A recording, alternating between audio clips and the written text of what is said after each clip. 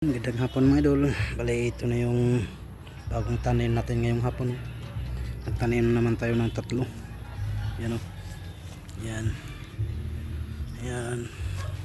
Bali ano po ito ng talong. Ito yung tinanim natin kahapon.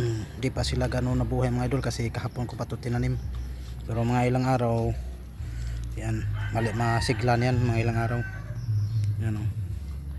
Bali tatlo sila kahapon, tinanim natin kahapon. Yan o.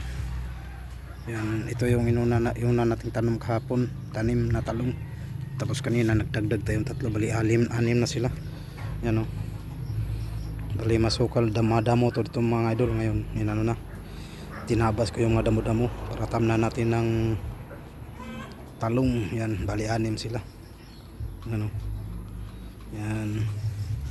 Yan, nilagyan ko ng stick mga idol para may aso man o manok hindi sila maapak-apakan. Yan o.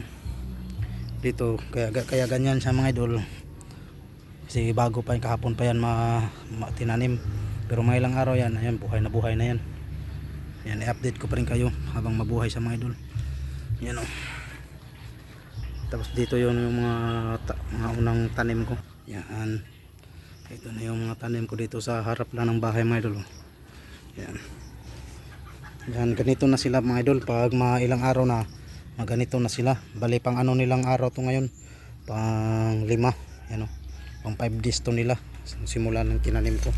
Tatlo sila dito. Yan o, isa, dalawa, tapos ito, tatlo. Yan, buhay na sila mga idol. Yung pataba lang natin ito, ano lang, dumi ng baka. Yan o, yan yung mga tanim natin. May luya tayo. Yan, pani-update tayo sa tanim natin na gulay mga idol. Yan yung kamatis natin o. Yan. Yan. Yan mga idol. Hanggang dito na lang mga idol. Yan. Palubog na si Haring Araw mga idol o. Yan, hanggang dito na lang.